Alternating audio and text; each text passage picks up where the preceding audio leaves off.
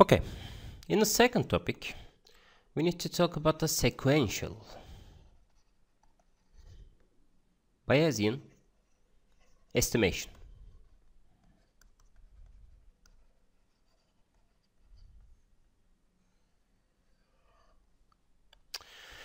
What's the meaning of sequential? We have a data, just like the 1, 2, 3, 4, but at a different time, sampling rate. Or at a different time, we have taken this data, and so we can combine it. And this is called the sequential. It's time related, or the sum axis related. And so this Bayesian estimation, in the previous example, we have focused on the 10 tossing example. But just remember that we have this condition. This is not time dependent, or the not sequential one. We get the probability rate of the happening rate of the hat for a given tossing coin, but in the real life, this may not be happen. Just like that, because in the real life, we know that everything has a dynamic. We have time-dependent existence. And so, this Bayesian estimation can be extended into the sequential one. Okay? Especially for what our topic is related to the dynamic system. In dynamic system, estimating xk at time k for a given all observation or measurements. This is called the y1 up to k. Okay? And so this xk at the time k for a given all observation, we can predict it based on what? Based on the whole measurement values of these ones. Okay? And so, in order to do that, we need to calculate to what? Posterior distribution.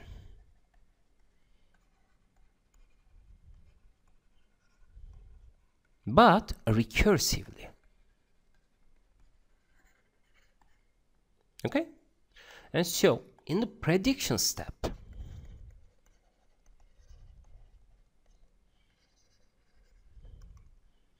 we can write that the p xk, but for a given what? Y k minus 1 measurement. And so, if we have a system, and if we take the measurement, just like this one, 1 up to the k minus 1, for a given this value, we want to predict what present k value. And so how we can do that? We should take an integrator in here, just like this one, p xk for a given xk minus 1. This is our dynamic, because in our dynamic, we create the next step based on previous one. This is called the state space. For example, x dot equals to ax plus bu. And so if you apply the Euler difference equation, and so in the discrete domain, we generate the xk from the previous one, xk minus 1.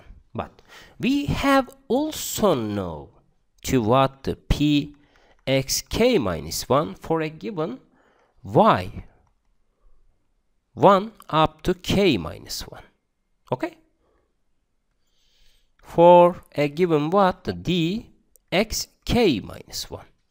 If we collect these terms, and so we will have to this probability rate of these terms. And so this is this is the posterior distribution. And so how we can update it in here? This is first. This is the second. In the update state, we will use Bayesian rule. But for a given sequential data 1 up to k, see? And so we can write it p yk xk times p xk y 1 up to k minus 1, and also p yk minus y1 k minus 1.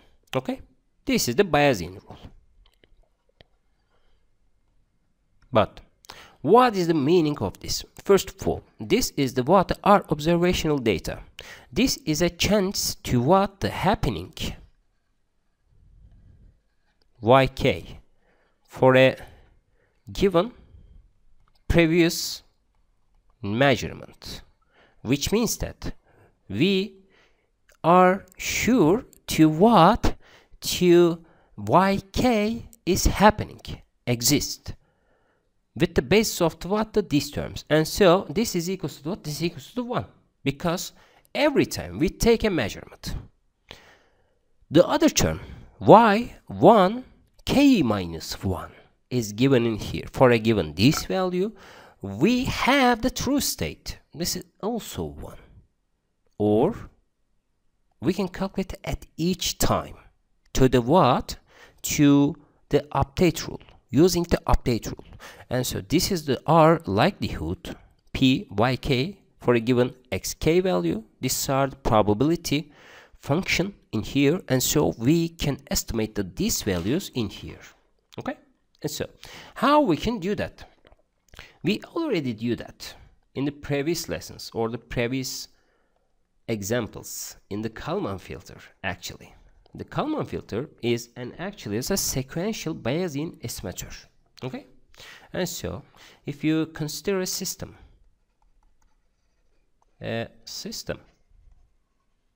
just like xk is equals to the a times xk minus 1 plus vk minus 1, and also yk is equals to what? H xk plus wk, and also we know it, vk minus 1 is the what? Zero mean theta Gaussian distribution, or vk is given in here, and 0 r. This is a Gaussian distribution.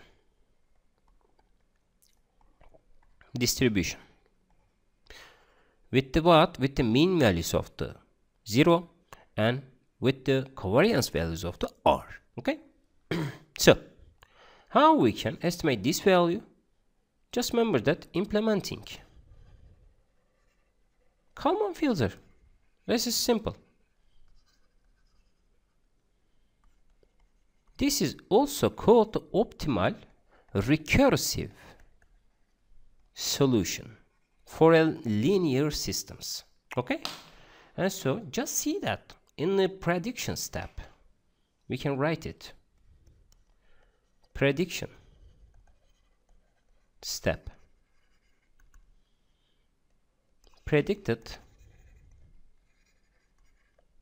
state mean can be given by with the what? The xk k minus 1 hat equals to what? A times x hat k minus 1 k minus 1. This is the presence value, right? The happening rate. And so this is the what? R likelihood probability. And so xk k minus 1, these are the posterior distribution. This is what? The likelihood function. And this is the prior probability, right? And also we can predict covariance, state covariance, just like this one, pk k minus 1 a times pk minus 1 k minus 1 at plus q, right? And so this is also posterior. This is also likelihood,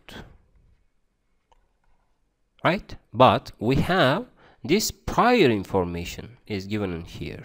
Okay, so this is also likelihood, because we assume that the R noise is changed based on this information. But just remember that in the prediction step we take an integration value to produce to what? The next value in here. Just like in the system dynamic equation, just see that this is the posterior probability, this is the likelihood, this the other one is the prior data. in the state covariance, we have the posterior value likelihood, but in each time we updated this solution to the what? To the next step. In discrete time, this is an integrator. But in continuous time, we have an integral term, just like this one. This is identical. In the second case, we need to talk about the update state, right? Update step. First of all, we need to talk about the innovation. What is the innovation in here? Yk minus x, xk, k minus 1, right? Hat. And so, for the Gaussian noise, we can calculate the noise value in here just like this one. And so, the innovation covariance matrix can be given by with the what? With this one, sk h p k k minus 1 ht plus r. Okay, just see that in this step we only use the Bayesian estimator or Bayesian rule. These are the innovation mean value, this is our the innovation covariance value, and so we can calculate the Kalman gain from the what? The Riccati solution of the R system kk is equals to what? The pk k minus 1. This is the maximized value or the likelihood function, maximum likelihood function coefficients in here, sk minus 1. And after that, just see that update state mean in here, xk k hat xk k minus 1 plus kk yk error value. And so these are the noise value. And so we updated this solution, and so this error value or this noise or calculated noise value removes from the real signals. And after that, so we need to also update the what? The covariance, state covariance. See? pk k I minus k k times h times pk k minus 1. And so this is called to what? A recursive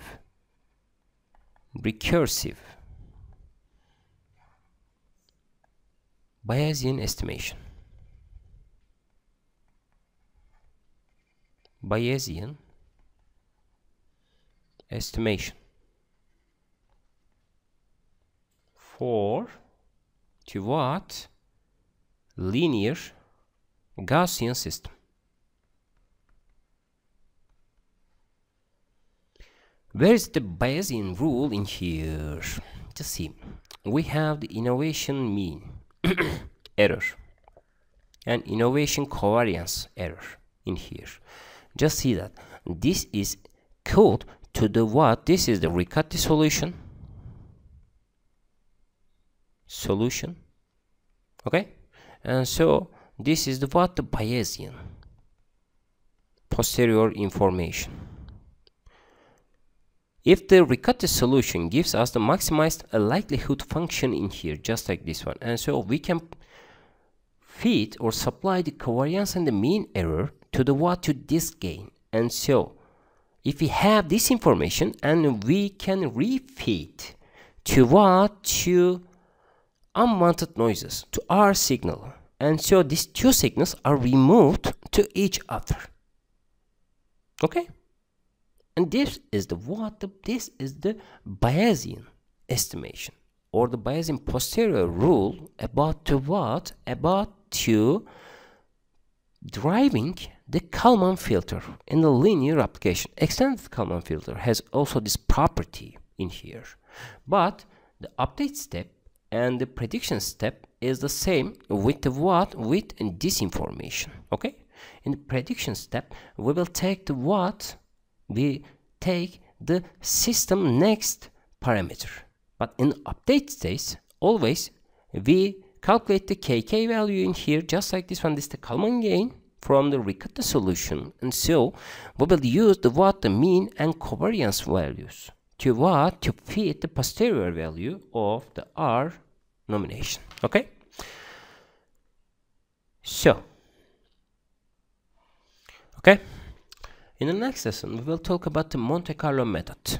Okay, but just see that the sequential Bayesian estimator is only assumed at the linear Kalman filter design and in the system dynamic or for a given dynamic systems. Okay, and so we can predict the noise values and what are covariance values in here, standard deviation error, and then we can fit or take these values in order to fit the system real response to remove these noises at the instantaneous response of this system. Okay.